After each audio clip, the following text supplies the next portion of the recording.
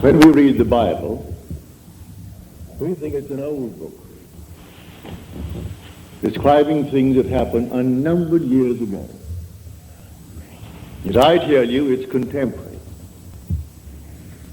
We read about the flood, and we think, well, certainly that happened unnumbered. If it ever did happen, it happened unnumbered years ago. Well, this morning, as is my custom, I turned on the channel KFAC, that is a radio station. It plays through the day and night, 24 hours a day. Only lovely classical music, so you can read to that music. Only a few interruptions. On the hour, you get a 5-minute bulletin and a weather report. But between 9 and 10, it's always a lovely piano recital, as it were. The great masterpieces played by great artists. And so I can sit down with my Bible and read as I listen to the music. And the one interruption that came today was an ad from the Herald Examiner. And they were advertising this paper as the one paper in our city that gives the facts, only facts, not embellished. No frills, just plain facts, all facts. That's why we should buy that paper, because it's simply filled with facts. Well, facts have overflowed the world like the flood. Man actually is drowned with facts, victimized by facts. It is in the imagination that everything lives, and not in its actuality, not in the fact. Unless imagination penetrates the facts, the deluge remains a deluge. We are now in the deluge. This is the flood. A man is in jail, that's a fact. And he knows he's there for X number of years, that's a fact. And he simply waits and hopes that in some strange way that he will get some early release from this confinement. He never uses his imagination, save in some violent way to get out, but to penetrate the fact.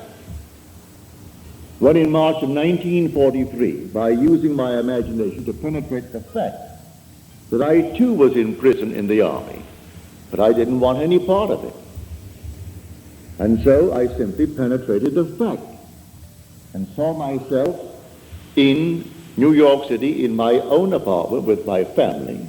And in 9 days, I was out honorably discharged in my apartment in New York City. So I wrote a friend of mine who was in the army. He was my age. He was a Freudian, a professional psychoanalyst. But Freud was his background. That was his schooling. And when I wrote him in detail exactly what I had done, I didn't mince matters. I told him exactly what I did. How as I simply physically slept on my little bed in the barracks, I imagined I was simply elsewhere, and the elsewhere was a definite spot in space, in New York City, in my apartment. And what I did, I could feel the bed, I could feel the things of my house. I went about feeling all the familiar objects in my apartment, and I gave them all the tones of reality and all sensory vividness to the best of my ability. And I touched everything, and it felt real. Then I went back to sleep, and then I told them exactly what happened to me that morning. And then 9 days later, I was honorably discharged by the same man that had disallowed my application. He didn't answer my letter. Because in New York City, he used to come to my meetings as a friend, because he was so convinced that the Freudian concept was true. But he said, I come to your meetings for this reason, Neville. We knew each other well. He'd come home for dinner, I'd go to his place for dinner, but he said, I come to your meetings because you turn my daily bread into the substance of fairy. I sort of like that, he said. But when I listen to you, I hold the chair And I put my feet right firmly on the ground to feel the reality and the profundity of things. You aren't going to take me away with you. You're going to leave me right here where things are solidly real, so I feel the place under my foot, and I feel the things next to my hand, and I hold on tightly as you weave your story concerning moving off in one's imagination. So he would not penetrate the facts. So when did he get out? When the other millions got out. So he remained with his facts for the next 3 years. I got out in March of 43. He came home to New York City in 46, demobilized as the other millions and millions of boys were. He could not let go of the facts. This is the flood, no other flood. This is the flood. We are drowned with facts, victimized by them. Now, does the Bible teach this story of getting through the facts using my imagination? It certainly does. Now, let me take you into the 27th chapter of the book of Genesis, the first book, the book of the beginning. If you're not familiar with the story of Isaac and his two sons, they were twins. Let me just refresh your memory if you've forgotten.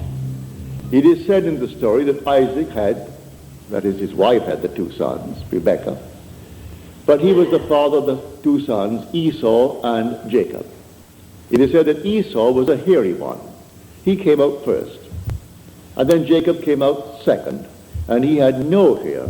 He was completely hairless, while Esau was covered in hair from head to foot. But he was the first. One was called Esau, and one was called Jacob, because he came out second and supplanted the other. Now we are told that when the father Isaac was old, and his eye was dim so that he could not see, in other words, he was blind, he said to his son Esau, I cannot see, and my days are numbered. I want you to go into the fields and hunt, and bring me some well-prepared, tasty venison as I like it, savory venison. We are told that Rebekah, who loved her second son more than she did the first, overheard the conversation between Esau and his father.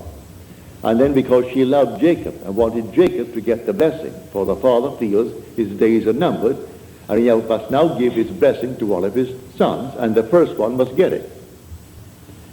So the mother told Jacob what she had heard, and then suggested that we take one of the kids from the flock, and we kill it, and take the skins of the kid and put it upon you, so that you will have the appearance of Esau. Esau thought otherwise. He said, suppose my father discovers it. Then Jacob said, suppose my father discovers it. And the mother said, leave that to me. It will be on my shoulder if he discovers it. And sent Jacob into the field to bring a kid. Well, he took that kid and brought it tastily prepared for his father. He came quickly into the presence of the father. And the father said to him, come near, that I may feel you, my son, whether you are my son Esau or not. So Jacob came near to Isaac his father, who felt him. And then Isaac said to Jacob, the voice is Jacob's voice, but the hands are the hands of Esau. And then he blessed him. He gave him his blessing. He had no sooner left the presence of his father when Esau comes in now with savory venison. And the father said, well, who was it that came? For I have already eaten. Who came? And then he discovered it was his son Jacob who came with guile and betrayed him. But said the father, I have given him your blessing and I cannot retract it. And blessed he is. All will serve him. Everyone will serve him. Because I gave you the blessing and I cannot take it back. Now on the surface, you will say, now what is the story trying to tell us? Well, in this same book, in an earlier passage, we are told about the ark. build the ark with 3 decks, the lower, the second, and the third deck. Well, you think it's a huge, big building. Well, you use your imagination. You can't conceive of any building that could house all the animals of the world in pairs, and all the so-called good ones will be in 7 pairs, and enough food to feed them for 40 days and 40 nights. Well, you just simply could not conceive of it. Nevertheless, that's the story. But there are 3 decks. The obvious thing is the facts of life. Then there's a psychological interpretation of these so-called stories, and then the spiritual consummation of the story. So you have the lower deck, the second deck, and then the third deck. So here is a perfect example of the second deck. This room now is a fact. We're all in the room. It's a fact. But suppose I don't want to be here. Suppose it becomes a prison to me. Can I get out of it if I know how to penetrate the fact? If I know that I am the ark, that all things exist in the human imagination, and the human imagination and God are one. They are one, not two. I can, in my imagination, penetrate any wall. I can now, without batting an eye, in the twinkle of an eye, I can stand on the street and see this thing without a man standing before it. No problem whatsoever to assume I'm on the street and looking from the street to this platform. But you may say, well, what would that do? Well, let me do it and feel the reality, feel that solidity of the street under my foot, and see this building from the street rather than looking to the street from here. If I do it and give it solidity, give it reality, I'll be compelled to go there. This is what Scripture teaches. That is my blessing. I can penetrate a fact. And penetrating a fact, I can stand wherever I want to stand in this world. Then the promise is made, wherever the sole of your foot shall stand, that I have given to you. I'm not going to make you a promise and not fulfill it. I've given to you if you can stand upon it.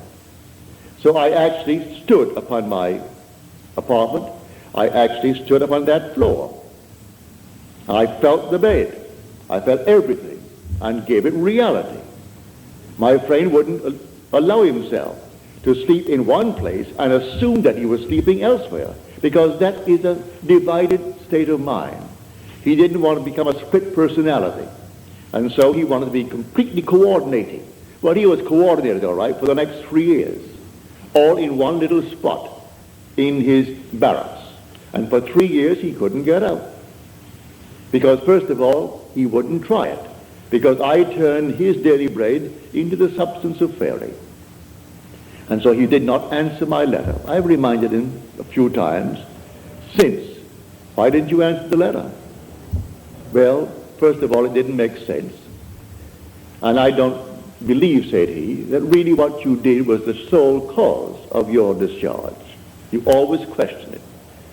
Then I repeat it another time and tell him again what happened this time. Well, that would have happened anyway. You do it a third time. You do it a fourth time. Do you know if you did it 1,000 times, he would still say, do it once more. It will always happen as far as they're concerned. It just didn't happen because you did something. These things would have happened anyway. So why do you analyze people then? Then let things happen.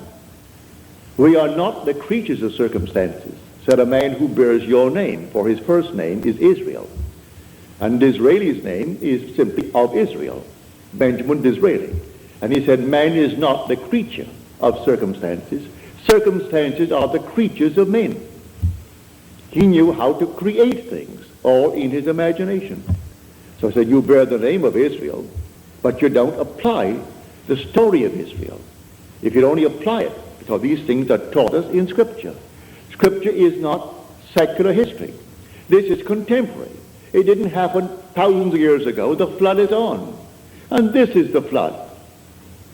The whole vast world is inundated with facts, like this prominent papers, the evening paper, the Examiner. And they're proud of the fact they only print facts. They don't embellish it. No frills, only the facts. Therefore, buy the facts. Well, I'm going to buy the facts. And they go all over the world to find frightening facts. I'm not denying that he didn't kill her. I'm not denying that he did not receive a sentence of X number of years. But when people ask anything of me, I'm not concerned about why it happened. What do you want? And I will simply apply my imagination lovingly on behalf of that request. I don't care what brought you to that state. I am here to simply get you out of the state. What do you want? All through the Bible, what do you want? He didn't condemn anyone. The woman taken in adultery, he didn't condemn. So what do you want? Go and sin no more. He didn't call the act of adultery a sin. If she called it, or they called it a sin, all right, call it a sin. Therefore, don't repeat it if you call it a sin. But sin is simply knowing what to do and not doing it. That's sinning. So if I discover what to do, to penetrate a fact, to go beyond the fact, and create a condition for myself and dwell in it, and think from it, instead of thinking of it. For the great fallacy of the world is perpetual construction, deferred occupancy. Create and create in my mind's eye all kinds of lovely things I would like to realize, but I never occupy them. I do not penetrate the state and go right into it and give it cubic reality. But I know, and you know, and it's not difficult to understand why. The sense of touch is something we believe in more profoundly than we do in, say, the sense of sight, or the sense of hearing, or the sense of smell. I stumbled upon this one day in a dream. In my dream, I came upon this huge big pillar, a pile driven into the ocean. And the bridge that it formerly supported was gone now. Only the piles remained. And I knew I was dreaming. And I figured to myself, if I held that pile and I could touch it, and if it seemed to me solidly real, what I'm going to do, I'm going to hold on to that pile. In the dream, I know it's a dream, but I'm going to hold that pile as solidly as I can and compel myself to awake holding the pile.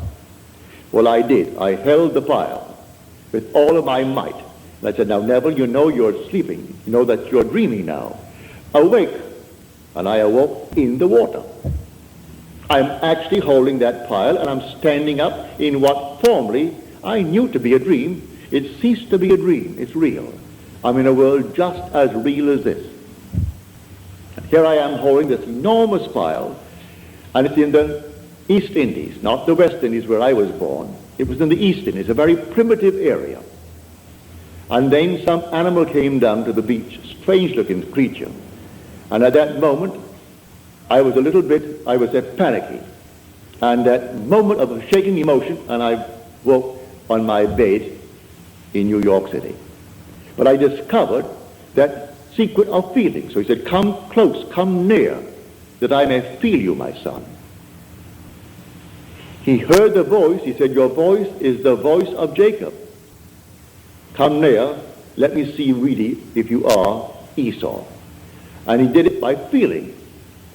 And so, lying on my bed one night, right here in Beverly Hills many years ago, it must have been 14 or 15 years ago, I suddenly became aware that I am seeing what I shouldn't see.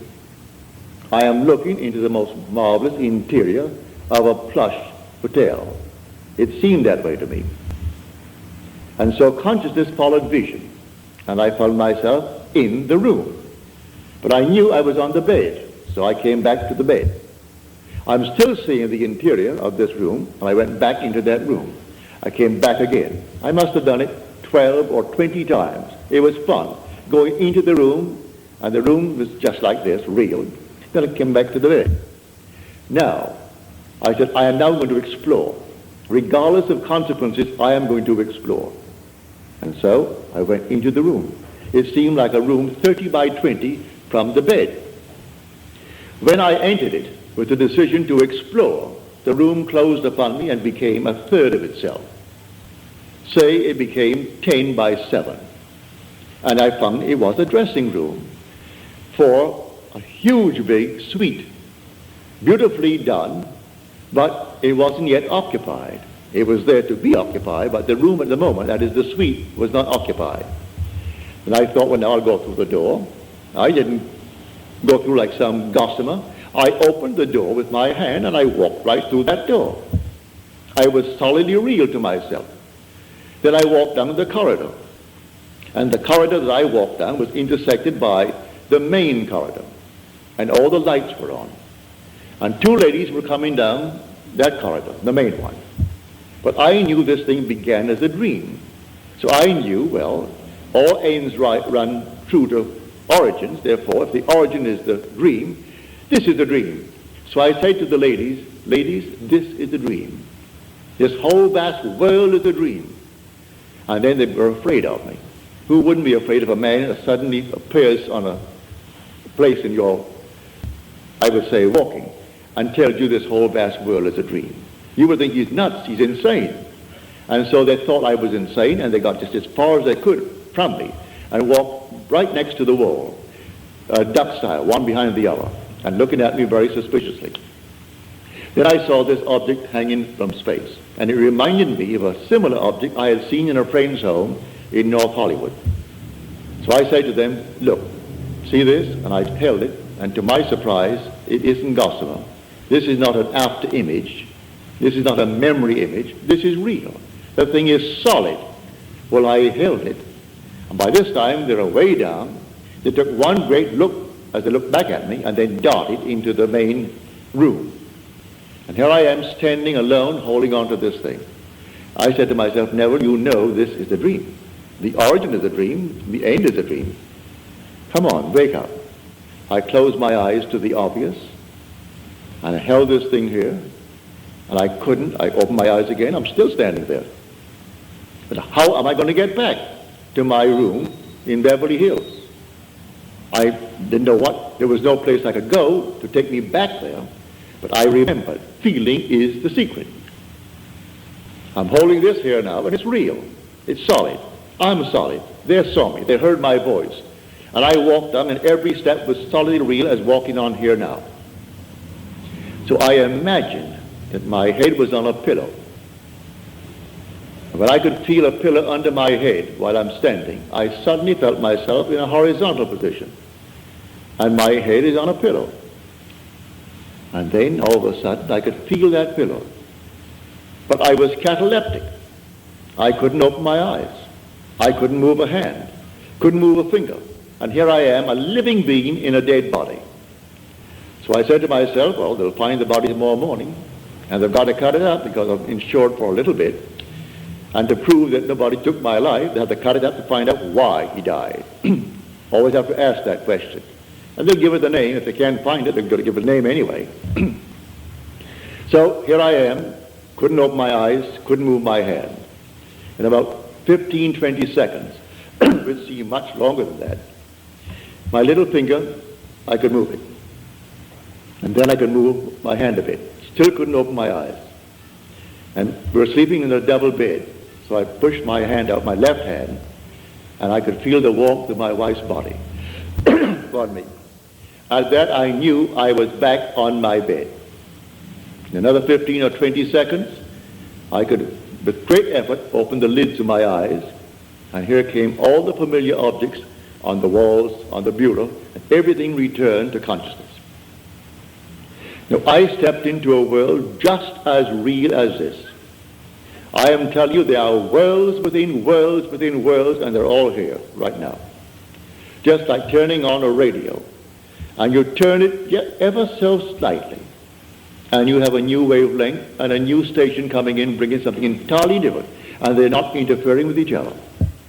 And these worlds are all here now, and there are people, just as we are peopling this world, and they're just as real as this world. It's terrestrial. And it doesn't, we don't walk for it. I was on the bed. I seemed to walk into it. I would say, 10 feet away? But the same area permeated the bed, and the bed did not obstruct it.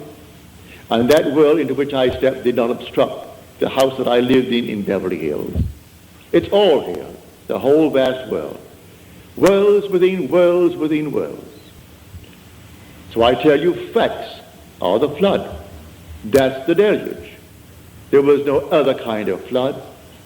We are actually inundated with the facts of life.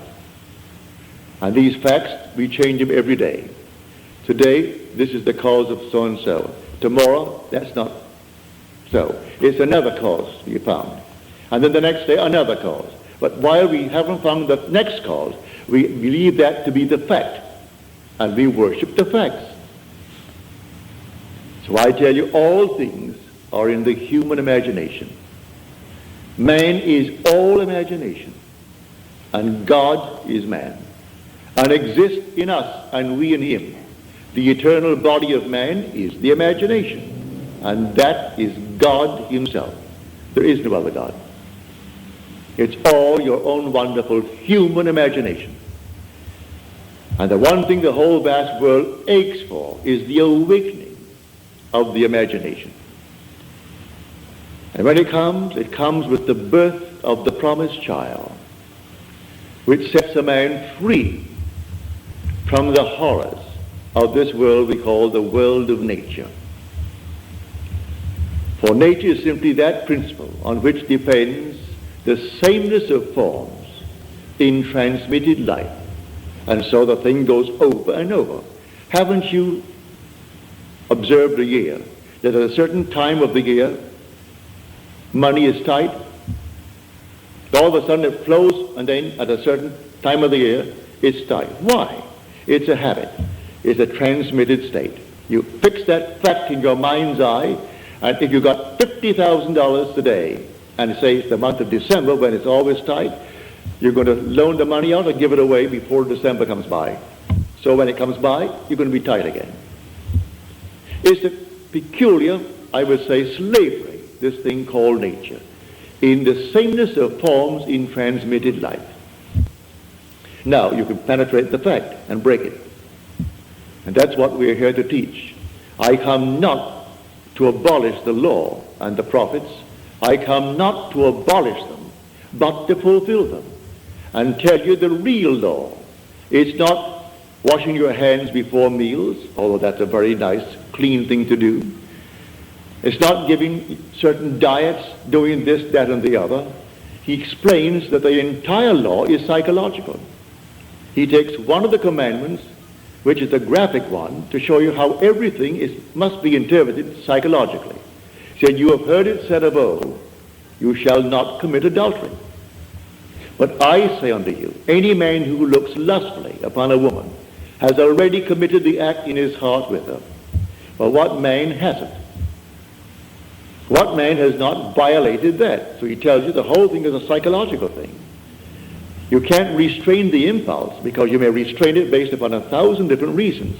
Maybe you are afraid of the consequences. Maybe you are afraid that someone will find out.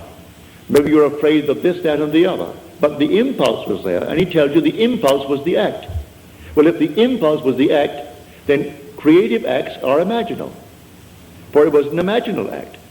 So I have to observe my imaginal acts. For the imaginal act is a fact. It's going to actually become a fact and then confront me. Here was a lady in San Francisco.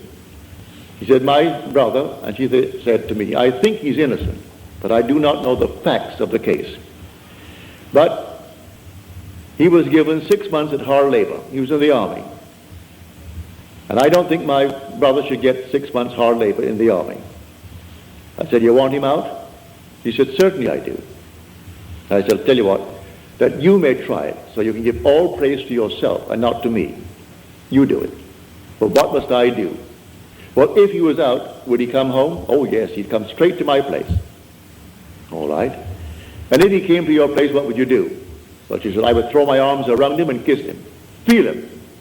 I said, all right, do that. When you go home tonight, sit where you would normally sit, and just imagine that your brother is there, and that you have thrown your arms around him, and you're holding him and hugging him, and kissing him.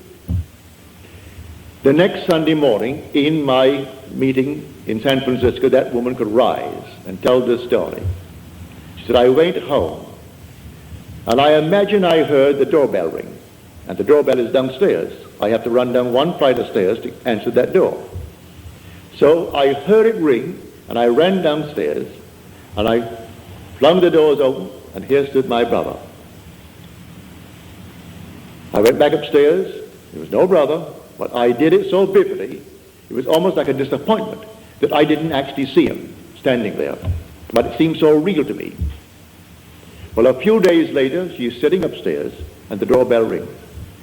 She said, I almost broke my neck to get downstairs, because I knew what was going to happen. And here she threw the door open.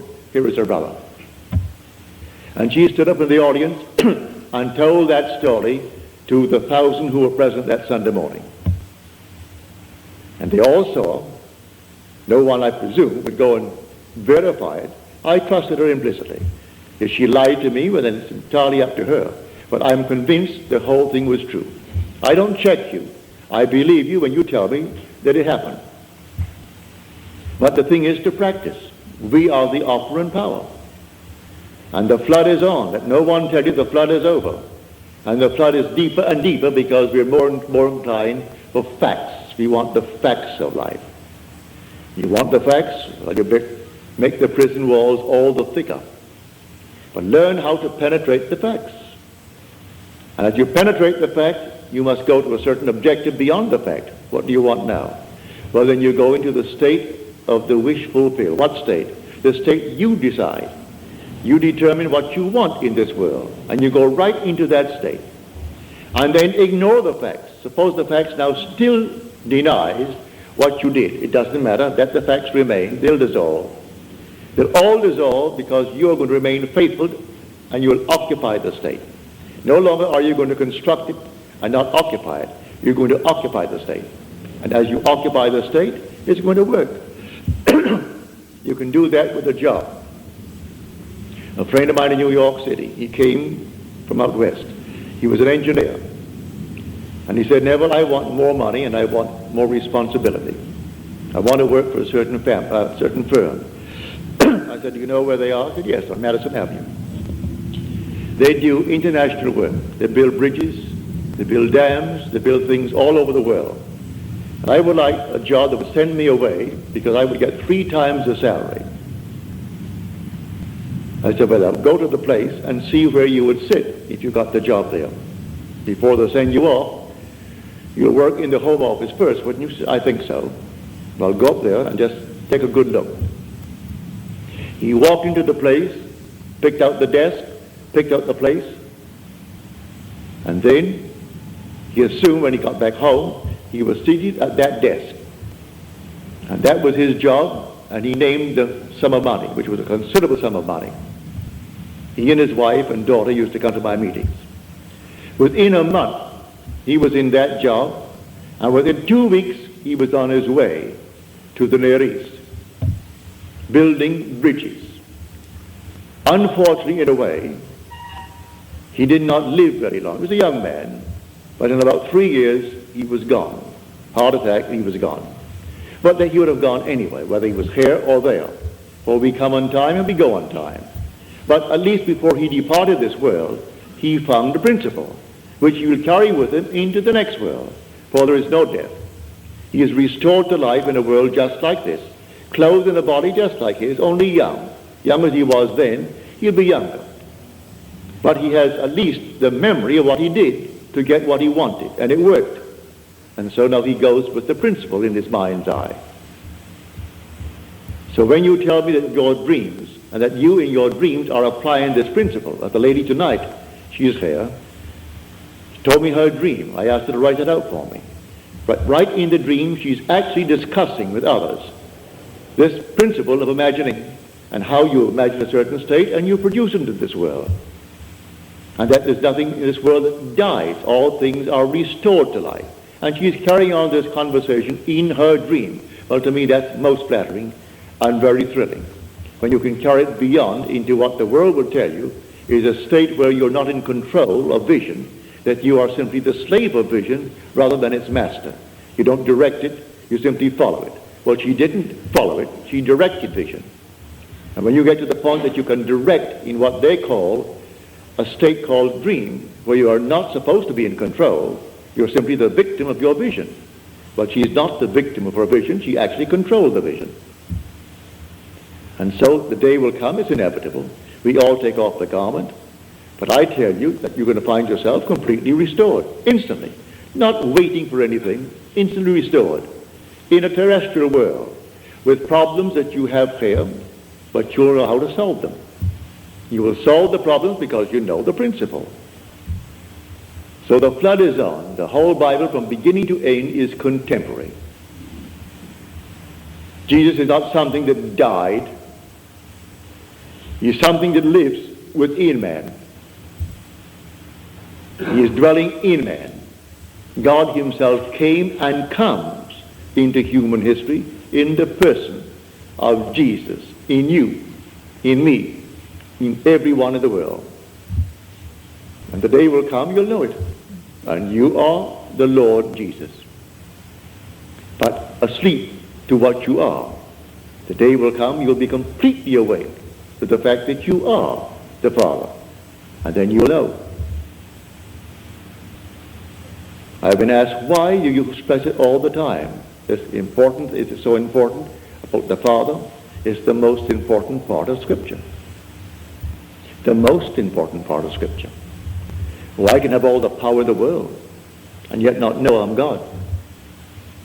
I can have a sense of awareness where there is not a thing in the world but myself and yet not feel that I am God. But when the Father comes, and I know that I am the Father of that one and only Son of his, that I know I'm God. There's no other way to know it. If I had power that I could destroy the universe, I still wouldn't know I'm God. And if I was completely aware, as I was in 1926, when I, reading a book, it fell upon my chest. It must have been not more than 10 o'clock. I woke next morning, it's 9. And I had not turned from left to right in the entire interval, because the book was still on my chest and the light was still on my bed. And usually in the course of a night, a man turns often from side to side. How often I do not know, but we all do. No one goes to bed on his back and remains there for 9 unbroken, or in this case, almost 11 unbroken hours. So I went right down into a deep, deep sleep in a trance. And in that state, I became infinite light. There was nothing but light. And I was it. There was no circumference. I was the center of it all. No light outside of this light that I am. No sun, no moon, no stars, but nothing outside of the being that I am. I was infinite pulsing light. But still, I did not bring back the feeling of being God. That evaded me. But when you see his Son, and that Son calls you Father, and you know, well then there is no doubts in your mind as to who you are. So I say it's the most important part of Scripture. And yet it's the one thing that people will question me on. Why do you emphasize it? Why do you repeat it over and over? Because the one thing in the world that you will one day experience which will convince you that you are God. Nothing in the world will convince you outside of that. But in the meanwhile, we can penetrate the facts. The man imprisoned need not be behind bars. We are imprisoned by the things that we do. All right, we can break them. Break anything in this world. A man can be imprisoned by gluttony. He can break it if he knows what he wants. Maybe he doesn't really want to give it up. If he wants to give it up, let him create within his mind's eye a scene, a simple scene that if he had given it up, a friend or some relative would know. And he doesn't brag about it. They simply know. And it's a normal discussion that he has no longing for it anymore. He has no desire for it. Didn't take any drugs for it. Didn't do anything to beat it. It just simply, it wasn't there. Like certain taste that we have in this world, all of a sudden, you've had it, you've saturated yourself with it, and you don't want it anymore. All things are acquired. Today I like, for instance, a thing called an oyster. Love them, especially those lovely Eastern oysters. But the first time I had an oyster, I thought I'd die. I was a small boy, I must have been about 9 or 10. And I went down to It was then called the Virgin Islands, owned by Denmark. They're now our islands, St. Thomas, St. John, and St. Croix. And my mother said to me, now Neville, you know you're going to a strange place and they speak Danska. You don't understand the language, but you'll get by. But you're going to a boarding house, and there'll be maybe 20 or 25 boarding. You'll all sit at one big table together. Now you're a boy, and you do not know their habits, so watch what the lady does. And whatever she does, you do it. And I sat them at the table, and then here was this plate of oysters. I'd never seen an oyster in my life before. And then all the little things before it. But I saw this lady take a little fork from the side, so I picked up my fork. And then she took little horseradish, she took something else, then she took a little Tabasco, did all these things to it. Then she stuck it into this oyster and dipped it into all that she had done. She closed her eyes and she ate as though you had honey in your mouth. I expected the same thing, so I did the same thing. And when I got that thing in my mouth, Lord, it wouldn't go down. I couldn't bring it up. I'm not supposed to bring it up. Mother told me that. And so it stopped. But the funny part about it, I not only had that one, I looked up to find there were 5 others. And they had to go down. Well, that was my introduction to oysters. But now today I love them. I acquired the taste of oysters. The first time I had a drink, well, I can't tell anyone that it was something like honey to me. But I acquired the taste, and today I thoroughly enjoy a drink. I try not to go beyond a certain point because I want to keep my faculty alive, but I enjoy a drink. I've tried and tried and tried to acquire a taste for smoking, and I can't. Therefore, I gave that up when I tried it for about 6 months. I couldn't do it. I was then only 21 or 22, and I couldn't seem to enjoy a cigarette or a cigar or anything. It made me sick. So I gave it up. Never acquired it. But all the other things we have acquired. We don't come into the world with these tastes. You acquire these tastes. You can acquire the taste of living in comfort. You can acquire the taste of living as a gentleman, as a lady. Acquire the taste. You want to actually live like a lady, live like a gentleman, with no pressure to pay the rent, no pressure to do these things. All right. Assume that you are that lady, you are that gentleman. Penetrate the facts. The facts tell you that you are not. You don't have it. Penetrate the facts and live in the state as though you had it. And may I tell you from experience, you will have it. You will actually have it. Don't ask me how. The ways and means are contained within the state that you enter. So you enter a state, and it contains all that is necessary to externalize that state. So pick out your state, a lovely state, and go right into that state and dwell in it. I call that occupying the state and thinking from it instead of thinking of it. Just as you now think from your present state with all the facts around you to anchor you into it, get into another state, all in your imagination, and the facts will appear to anchor you into that state. And the day you tire of it, you can get out of it and go into another state. You know, when you move into a new home or move into a new city, you have to actually adjust yourself to it. Well, you are the pilgrim passing through unnumbered states. The states remain, but you, the pilgrim, pass through them. Like a traveler passing through a city. The city remains, but you, the traveler, pass through it. So you go right into another city. You don't rub out the state. Poverty remains a state when a man who was once poor moves out of it. So he moves out of poverty into the state of affluence. But he doesn't destroy the state of poverty. Anyone can fall into it. So Blake said, I do not consider the just or the unjust to be in a supreme state, but only to be in these states of sleep, which the soul may fall into in its deadly dreams of good and evil. So it toys with this state, and it finds itself enamored with the state, and it falls into it. He's not supreme because he's wealthy, and the other one is not ignored because he's poor. It's a state. Don't condemn the occupant of the state. The state is the thing, but the occupant is God. For the occupant in a state called poverty, he's saying, I am, before there's a poor. He doesn't say I am poor, meaning he's different. as far as I am goes, from the one who says I am rich, the same I amness that occupies the state of poverty is occupying the state of wealth.